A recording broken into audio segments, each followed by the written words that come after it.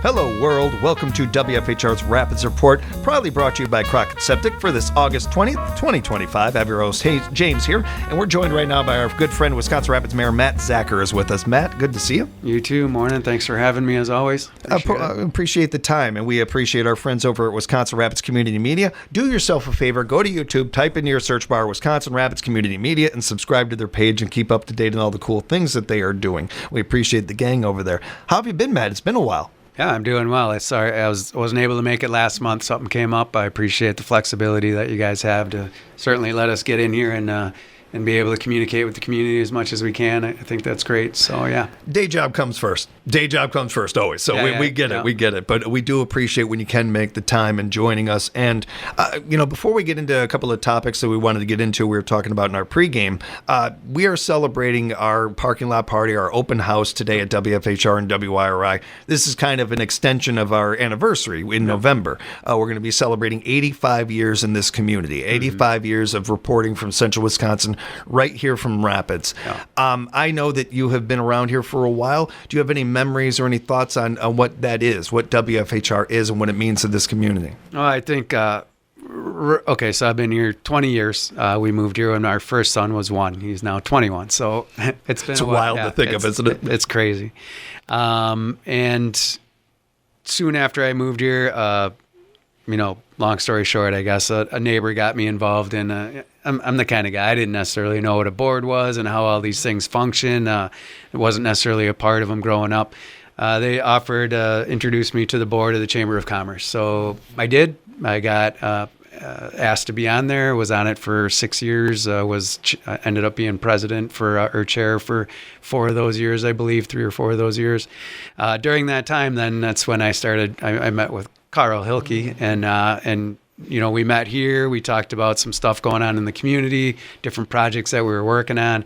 Then I started running into him, kind of like you and I run into each other, and he was just a wealth of information. So I was able to, pick his brain, and he was happy to share and kind of direct me, how I should grow into the community too. So I appreciated that in him, that it wasn't, to me, and even with you, it's not really just a job. It's like, you guys are both very passionate about what you're actually doing here, which is helping grow a community and communication and all those things. So it's always been a great source of information, but also support for everybody that's trying to help in the community. Well said. Yeah. And any chance to talk about Carl, I'll take it any chance I get. Appreciate the reference there. And interesting, too. I think that's a really similar story to a lot of us when coming to this area. And one of our first impressions of the area is this radio station. Yes. And turning on the radio. It's something that even to this day, people are still doing a lot of and have. And it shows not only, I think, the power of radio and the relevance of radio, but also how we connect as a community. We're losing more and more opportunities for strangers sitting next to strangers and enjoying something. Yeah. Theater, movie, sporting events, all these things. We still do it for those, but we're getting out less and less, and we're doing less and less of those things. I feel like it's not the same thing, but I feel like radio is still a bit of that. Yes. Of hey, did you hear this? Or the word of mouth, or some of those things that happens with radio. It's the relevance of radio is always impressive to me. Yeah. It's cool. I mean, it leads into a whole full conversation I had yesterday with somebody who's very prevalent and important in the community, and they were saying, we don't know what's going on with the mill. And it just kind of took a breath back, and I was like, man, I really do my best to talk on the radio, talk on TV, talk on podcasts, get it out on social media. Like, everything's wide open. As long as I'm not under an NDA, which I am a lot for certain things, and I don't step on the toes of the people that are asking us to keep this stuff in confidence, I'm willing to share whatever I can, and hopefully I do it well enough that people hear it and understand it. But what it does tell me is that even though we're doing all these things, we're still not, and I'm not quite sure how to do it, because from there you got word of mouth. They say Wisconsin Rapids is a pretty good rumor mill town. I don't agree with that. I think that most towns most likely are, everybody's talking, like you said, when you get together. I see a bunch of people sitting at Quick Trip and Subways and, getting together in the morning, having coffee and talking. I mean, that's a big part of our way of communicating. So it's interesting. As somebody, and I've noted this many times, how much I love this community, how much I look at this second act of my life. One of my main goals is to support this area, support local, this community, this city that gave me so much. My kids were all born here. My brother was born here. So many different things. I graduated high school in this town. It's given me my second act and all that. I say all that with love and appreciate the effort and what you were saying there as far as getting the information out there and continuing to be restless about that and work for other ways to do it and everything. However, I will counter with, we are grown adults. Yeah. And some of the onus is on us as adults to seek out this information. It is, to just sit there on your couch or wherever and expect the information to fall in your lap. That's not how the world works. Mm-hmm. That's not how we learn or we get smarter. Yeah. Information should be hunted. Information should be sought out. It takes work. Remember when you were in school and you went through the Dewey Decimal System or whatever we did when we were kids. It doesn't exist anymore. Yeah. But, you hunted down information to fill out that book report or whatever. And it felt good to do that. It felt cool and to learn it. It's no different than working out your muscles. It feels good to do that. It's a good burn kind of thing. Yeah. Learning is the same way. I appreciate what you're saying, and I think that it is a big part of your job and your staff's job to get that information out there and to find new ways to do that, to adapt to the times. It's also on us as citizens to seek out that information and not just expect it to fall in our lap. I have a hard time believing that somebody that didn't know anything about the mill, that they didn't try to find something out about the mill. If you just throw it in your Googler, you're going to hear something. You're going to find some information. If you're not finding it, I'm sorry, some of that does fall on you. We have to take some personal responsibility here. That's a big part of where we're going forward in the information age. There's a lot of info out there. To read just one news source, even a trusted news source, I don't recommend. We got some amazing reporters at this company.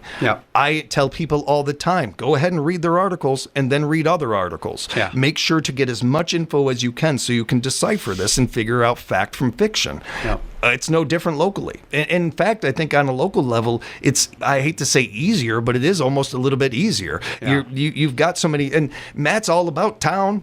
You're always bopping around and everything. So even being able to ask of this information. I want to get a shirt because a lot of people don't necessarily know my face, although usually I run into somebody that does. But a T-shirt, or a shirt that says, "Yes, I'm the mayor," and on the back say, "Go ahead and ask," just because I want people to be able to ask questions, and just know what's going on. I will throw this in there. We, within the last couple of weeks, launched our new website, and we're going to continue for the next couple of years to promote the website because it's very communicative.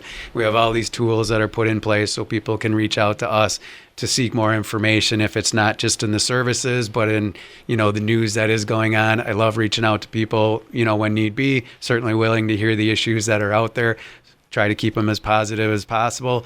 Emily Kent is doing a great job communicating with people when they're asking for information.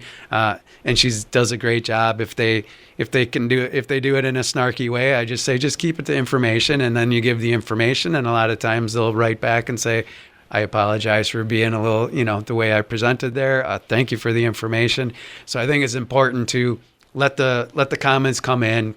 If they're really bad, just let them go. If they're just looking for information, even if they're saying it in a snarky way, just go ahead and answer the questions, and let's start talking to the community and making sure they get the answers that they need. So very happy for the website. Emily did a great job kind of leading the way. We kind of said we wanted one voice with it. Joe and Taylor helped out in the back to make sure that all the I's and T's were crossed and make sure that all played out. And then we had our IT department, helping out with certain projects. We are not doing See-Click Fix, but we are doing something where it's similar, but it's within our own, confines as to how we wanted to handle that, so people can let us know when there's potholes, when there's lights out, when stuff with the city, not necessarily telling on your neighbor. Like, we got to get away from that as much as possible. But let us know what we need to do as a city and what we're responsible for. So happy that it happened. Took a long time. A lot of hard work went into it. We're very excited with the product, and it's going to evolve over time, and we're very excited for the future of it. I liked the old site. I do see the reason for this, and I do see the advancement. I see some of the positives of the new site and everything. It's wonderful. It really moves very well. It's very the speed of it is really nice too. I love the layout of it and everything. Sure. And for those that had bookmarked the old website, it takes you right to this one. If you go to the old one, it takes you right to the new one, which is always a nice feature and always awesome to have. And I want to encourage people to check it out for themselves. You don't have to take me and the mayor's word for it. You go check it out yourself. It's really cool. One of the things while you're there, though, check out the Community Development Resident Annual Bike Survey. Encourage more and more people to take that survey and get more data on that one. It's a really cool thing that we're able to do in summer around here and having our bike programs and everything.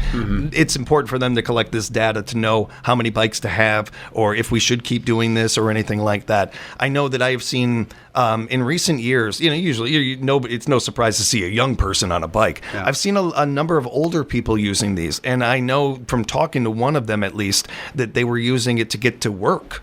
And stuff. So these bikes are for recreation, but they're also being used for other purposes and everything. And it's all the more reason why I encourage you to fill out that survey. Help them with the data of this. Yeah.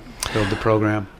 You mentioned the mill before, kind of going back to that a little bit, as far as any update with the mill and how that's going. Yeah, update, but also I'll do it as quickly as I can, just so everybody understands. And I know these are some terms that people don't always follow, but I'll try to educate as much as I can. So the base mill was the original mill, and when you go right across the Jackson Street Bridge, that's the base mill that you see first. That was purchased by Sunoco, who used to be Corenso.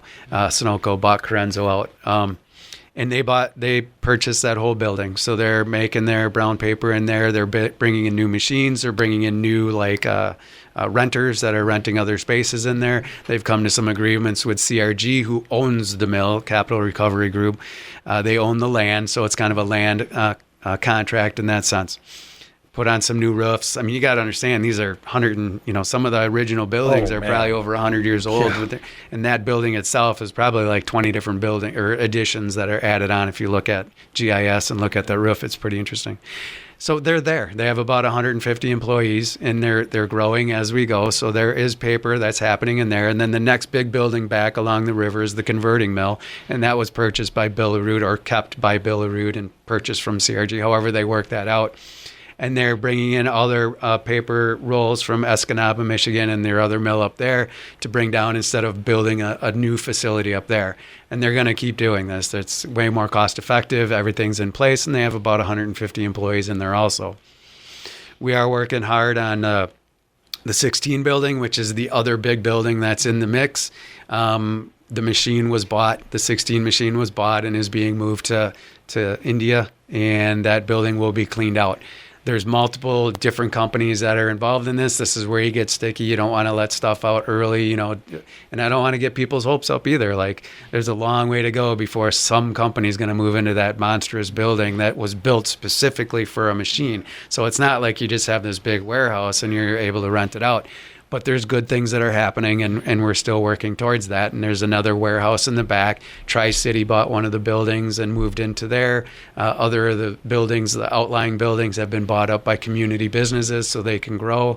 So then the big question is the craft mill. And the craft mill was the boiler system providing heat and energy, steam power.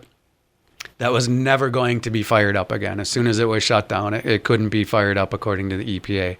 And then outside of that, and then outside of that is the craft, the pulping machine that nobody is going to be making pulp here anymore. So that it had to come down, and it's a happy sad. It's sad because of all the ingenuity and hard work, blood, sweat, and tears of the people in the community that put their life into that. But if we don't take it down and it just sits there, it's going to be sadder and sadder over the years just watching it deteriorate. So it's better to get it out of the way so that we can use that land, which is all in all about 220 acres, plus all the power from Quebco, Consolidated Water and Power, to be able to bring in new industry. So now we're looking at new industries coming in. A lot of manufacturing is interested in the area, but also a lot of these AI database companies. We went through something where a company called DPO came in. What they wanted to do was lock up some power. So they locked up between 5 and 20 megawatts of power. When you say megawatts, it takes 30 megawatts from WWLC to power our entire city. So that's all of the other industry that we have and all the houses. So that's kind of the size we're looking at. So they're looking to lock up about 20 megawatts. Outside of that, there's about 60 more megawatts that are available because of all the machines that were shut down from all the mills that were running over the years. At one point in time, they were at about 250 megawatts. Right now, they're probably more at that 40 megawatt level. The dams provide about 30 megawatts of power that goes onto the open market, and that's a longer story. But so Quebco's there. They're a powerhouse company. They're small, but they're big for what they do and what they did, which was provide all the power for the mills, which is amazing in and of itself. Anyways, they are there. The power's there. We have fresh water there. Nine Dragons, who bought the ND Papers, who bought out the beer and mill, also bought out the wastewater treatment center that's on the west side of 34 going up north. So everything's in place as these new companies are coming in to be able to plug into the power, to the fresh water supply, and to the wastewater treatment center. So it's everything's in place and everything's looking great. Again, I can't promise anything, but everybody, Kyle Kearns from the community development department, Angel Laidlaw from Synergy, Melinda from this WEDC, all working together to market our community, these areas, and they're doing a great job bringing in people from all around the world to be able to look at this as a specialized site, and it's great. And again, can't promise anything. Nothing's going to happen overnight to make this stuff happen, but it is all in play, and the future's very bright for what's going to come there. When I think back on the jobs that I've done, I don't think there's. I know I'm pretty confident there's not a job that prepared me for life more than working in construction. Yeah. I appreciate the time that I had working with my hands, working with my dad, and many of the great people I worked with in that industry. But the thing that I had to learn really quick in construction was being patient and looking at the big picture. Yep. You know, we're building a basement and it's taken forever and this is going wrong and that's going wrong and everything. But you keep imagining that house and how cool that thing is going to look. Somebody's going to live in that thing and all of that. And it gives you, like, forces you to try to take a third perspective, a bigger picture of the whole thing. Yeah. When it comes to what you're talking about and what we're talking about when the future of this city, and not just our city, but rural cities like ours, this is the game. You've got to take a big picture perspective. Yeah. You cannot expect anything to be happening overnight or too quickly. In fact, you shouldn't want it to. Yeah, you don't want to rush. Nothing rushed usually is a good thing. Some company that's going to rush in here and want to employ 50 to 100 people or whatever. I have some questions that I want answered before you come into town here and everything. Right. Like, it's the idea of just bringing any old business in here is kind of childish to me. Like, you have to take into consideration certain things. Now, I also hear both sides of arguments of these things, and when it comes to this topic, but it's on the onus of us as a community to take the big picture perspective of this. And hey, is $5 right now worth it? Yeah. Or do we have to think of the big picture on this? And when we do that, I think you allow your community to bring in good companies and companies that are going to benefit and add to the community, not just take from it. Yeah, this DPO is the name I just brought up before. And again, they're a good company. I'm not trying to say anything bad about it. What we are looking at is a new industry that right now we're being told is going to double and probably triple our power usage needs. Well, we got to build that infrastructure. I've learned a lot about electricity in the last year and a half and how this all works and how it plays out. And in order to do that, it's going to take an astronomical amount of cooperation and ingenuity and know-how. So DPO and all these other companies come in, they want to lock up the power, and then they try to market it out to another community. For DPO, they kind of put out the press release that they're coming in and it's going to be a $200 million investment in Wisconsin Rapids. They did that without any of us knowing about it. That was completely on their own, and what it was kind of a marketing ploy to get the attention of people to say, hey, we want part of that deal and have that storage. They had a year to make that happen, and a day before that year was up, they came back and said, we don't have a customer, so we're not gonna sign that contract. And so then we hear, oh, now they left. Well, in the end, I'm just trying to lay out the map as to how it happened so that people aren't thinking something necessarily really went wrong. It was them kind of pulling all the strings decision in order to make it happen. And again, the downside to all this AI stuff is it's good for tax base, in terms of making some money that way. It'll be good during the construction of it and bringing it in, but ultimately most of it is off-site, people remoting in to take care of it. So maybe you got a couple of people watching over the building and the inside and all that. So it's not going to be like a manufacturing situation where you could have, 100, 200 jobs, something like that. And you do want a mix of that. So Right. we got to figure out how this is all going to play out, because if it's all database, AI, whatever, we're not going to have a whole lot of jobs off of that. Right. So, yeah. We're speaking with Wisconsin Rapids Mayor Matt Zacher, along with our friends from Wisconsin Rapids Community Media. Matt, just a couple of more questions Yep. I wanted to get to. And one of the topics that we were talking about again in our pregame that we wanted to get into was the Safe Haven Baby Box, and talking about this subject that has been, brought up a lot in town, I imagine. I know that I've heard a little bit about it from people. Let's dive into this. And for those that don't know what this is, if you could explain it. Yeah, so this came kind of out of the blue probably 2 months ago, and we've just been talking about it internally. Ultimately, Safe Haven Baby Laws is set up everywhere already to say you without any ramifications or charges, you can turn over your baby within 72 hours to anybody at a police department, sheriff's department, fire department, or a hospital. I believe are kind of the four locations that they're looking at to keep the baby safe. And again, those are, granted, it's a sad occasion to think about if that's the case. But at the same time, we want to take care of the babies. More than anything, we want to make sure the babies are safe.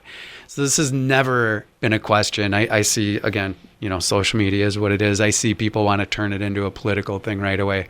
I think ultimately the conversations we've had internally is where's it going to, so what this product is it's a mechanized box, and you have to cut a rather large, a decent sized hole in an existing structure, and be able to do that, safely enough. You put the box in there. The box is in. You can't have any cameras on it because they want it to be completely anonymous. And then once it's on, it turns on a camera so you can see the baby, and then it sets off a 911 call. So there's been some questions about, the protocol as to what. At first, they're saying they need somebody to be staffed there 24/7, like some physical presence. I think yesterday we were talking a little bit more about, okay, well, I don't think they're actually saying somebody has to be sitting there waiting. I think they're saying, within a certain amount of time, it has to be a 24/7 operation. And then somebody can, if the 911 call goes out within a certain amount of time, somebody's there to take possession of the baby, get them to the hospital or her to the hospital, and make sure that they're safe and healthy. And then from there, take them to Child Protective Services at the county level. So again, the questions have been more about where does the baby box go? Who's going? How are the things going to play into doing this?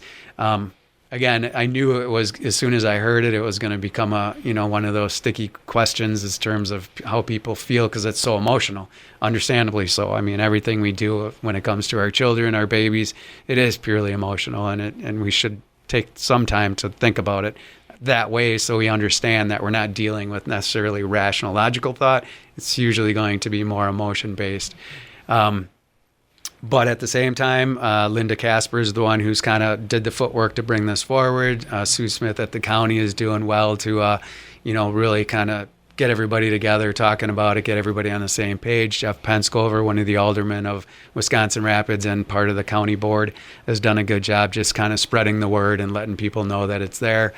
So in the end, I knew from the get-go, it's going to move forward. Most likely, it's going to end up at the fire department, because it seems to be everybody feels safe there. It's a little bit trickier to go to a police department and feel, not that you're not safe, but that I get the what you mean. judgment, is going to be there. So we figured it would end up there, and it went through the, it's not a final decision yet, but it seems like that's going to be the direction that the council's moving in, and so we'll figure out the details as to how to get it set up, and the hope is it's never used. Exactly. But at the same time, if something bad does happen and, a family's going through some bad strain and a baby dies, then you're going to wish that you had it there. So. This is not that different than insurance. This is not that different than break glass in case of needed. Yeah. Those are loose metaphors, and I understand we're talking about human life, and I take that into consideration. That said, And I need a beat on this one because I get, especially in this job, news, information, politics, 24/7. It dominates my life. It's my job. I have to learn. I have to keep up to date on all these things. And I to the people that it is not your job, and you don't have to do this for a living or anything. Right. You do not have to politicize everything. There's enough stuff that involves politics that you don't have to drag it into every single topic as one thing, and to another. The idea of these things and the ideas of community, they involve helping each other, look out for each other, doing these things. They do not involve, hey, here's my moral compass, I'm putting it on you. Hey, here's my beliefs, I'm putting it on you. That is the exact opposite of what this country is built on. Yeah. It's the exact opposite. It's one of the most un-American things you can do. It's not on you to be able to make these decisions. It's not on you for people in their lives and their human beings. As a father of 3, there is nothing that could seem more foreign to me than not, doing something like this. Right. But it's not about me. It's not about my morals and my feelings and my opinion. It's about all of us living in this city together and everything. And if there's an individual out there that is in that position, I would certainly much rather them have this box than whatever the alternative is. Because to me, all of this, everything we're doing here, every single thing we're doing here is about that baby, is about the future, is about kids. If we're not putting that kid first, which we're doing with this box, to me, this is very clear cut. This is very easy. This is very simple. You have the box. Hopefully the thing gets dust on it and never gets used. But my God, if one time in 100 years it's used, worth it. Worth it, because it's about the baby. This isn't hard. It's about the kid. Forget thinking about yourself, forget thinking about your moral compass and all of those things, and think about a human life, because that's the difference here of the alternative, which is a question mark, we don't know, and here where the baby is going to, maybe not the perfect scenario, but a much better one than whatever that alternative is. Think about the child. I don't think that is difficult to do, and I don't think it's that hard to not put my moral compass on somebody else. I don't think we're asking that much as a community to be like, hey, maybe I don't know everything. Hey, maybe my moral and my approach to life isn't the perfect one. Maybe some other people got it a little different than I do. Maybe I need to have a little more empathy in this world and understand that I haven't experienced everything. And maybe some things I just don't get. As much as I can't understand that, I can empathize with it. So I agree, and I understand where you're coming from, and this is a little bit of my downside, is that I very, maybe not always clearly, but I do my best to see everything from both sides or as many angles as possible. And I get that, and I guess in fairness to the people who have come to me, and I haven't been very vocal with the council as to where where that morally would stand. And in the end, it doesn't matter because this isn't about me. But what I would say on the other side of that is, I worry about making things super easy and taking out the emotion, the human connection when a mother or father is in a bad situation. And granted, what we're saying is we're going to make it super easy for you to be able to give up custody of your baby. Granted, there will be phone numbers on the box that they can call. But ultimately, I would think that if people are in such a lonely place and whatever's happening in their life, that this is the challenge they're faced with, to be able to have that human connection, to have to look somebody in the eye and say, I need help. I don't know. I just don't want it to be. I just don't want it to be so easy that we forget. Like, we're losing the human connection, like you were saying before. And I guess the more we do that, and the more we make it about technology versus human interaction, then I don't know where that road leads. I think we've heard a similar discussion when it comes to divorce in this country and how easy that is, and that maybe it's too easy, and that people don't realize. Sometimes you're going to have bad days and you got to work through them, and that's how you get a stronger relationship and some of those things. To me. And again, this is not going to be popular, and I'm going to lose some people on this one. Not everybody's meant to be a parent. I'm sorry. Not just because you can have children doesn't always mean that. And you're telling us that by doing this. You're telling us that you're not ready for this. You're telling us that this isn't your thing. I think, again, I appreciate that. I can't imagine how difficult that might be to do something like that. I literally can't wrap my mind around it. So for me, if you see that and we don't, all right, make sure that kid goes to a good parent. Right. Make sure that kid goes to a good chance to have a good life and be able to be raised by somebody that wants it, somebody that's going to love it and everything. I 100% agree with you that a lot of things in life are way too darn easy nowadays, I think. But at the same time, I think you're kind of showing right there that, hey, not everybody can do this. Yeah. I mean, it may not be a popular thing to say and everything, but let's be honest. We've all met a bad parent in our life, or we've all heard of one or something. Not everybody is meant to be a parent. Yeah. Maybe in this situation, we're getting that kid to the right set of parents, the right person. As much as I agree with what you're saying too, though, that hey, sometimes we've all, as parents, been in those moments where we feel like we're not going to make it through the next 5 seconds. Right. This is not. I don't know how people have done this for thousands of years. How have they raised these little monsters? I don't get it. Yeah. We know also on the other side of that those beautiful moments and why it's worth those moments and everything to have that and everything. I hear what you're saying there. Being in the position, I get more than ever like it's really not about me. And in the end, we're going to make a decision and we're going to move forward. I'm going to support everybody 100% in moving forward because this is the decision that we made and we're doing that. And in the end, good sides to everything, bad sides to everything. The good sides will outweigh, and again, hopefully it's never used. Yeah. And it just collects dust, and if not, we'll make sure that it's there to protect the babies' lives that need it. So we'll be keeping up with it with you and keeping up on the story and everything. As we're wrapping up, I know that we are also wrapping up the summer season. We are saying goodbye to our rafters and all of our the kids that came to town here and everything to play. Fun season. Talked with a lot of the ownership over there and everything about the season, and certainly we make room for the River Kings. We got the River Kings season kicking off pretty soon here. Is one of the fun parts of the job getting to, like, I am the mayor. I should go to these games. I probably should show up. Is that one of the positives of the job? Yeah, it's I try to get, you can't do everything. I gotta kind of bide my time in that sense.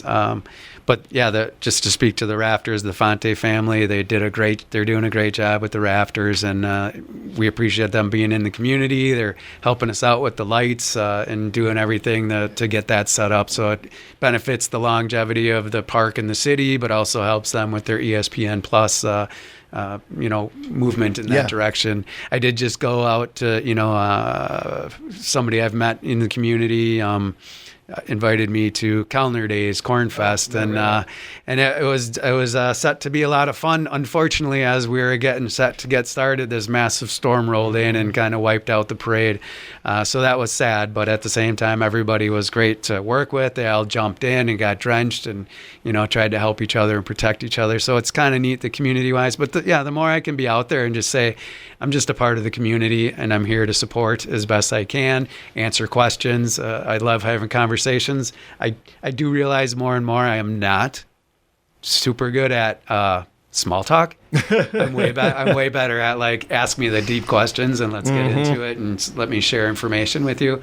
But ultimately, I do what I need to do to make sure that everybody's got what they need from me. So I noticed right away, like the first time I was in an elevator with somebody, that I'm not good at small talk like that. Like we're talking about, they want to just talk about the weather. I'm like, well, yeah, but did you see that? No, all right, I got to go, man. I got my But appreciate the conversation. Always appreciate the transparency. As always, Matt. We'll looking forward to next month and hanging out and talking again real soon. If people have follow-up questions, they'd like to reach out to you. What's the best way to do that? I got a city cell phone. I like that. 715-315-2925. I finally remembered. It's kind of a methodical number there. I like it. Or a melody. I'll have to make a tune to it. Maybe Taylor can help me with that. But yeah, 715-315-2925 is you get a hold of me and we can talk about whatever you guys want to talk about. So I appreciate it, and I appreciate your time, James. And again, the city's new website we encourage you to check out, WIRapids.gov, WIRapids.gov. Be sure to bookmark that and head on over to YouTube and subscribe to Wisconsin Rapids Community Media's page. Keep up to date on all the cool things they are doing. They got the Mayor's Minute and some other things over there that they are doing, and we encourage you to check out. A big thank you to everybody for listening, and of course our friends over at Crockett Septic sponsoring the past half an hour or so on WFHR's Rapids Report.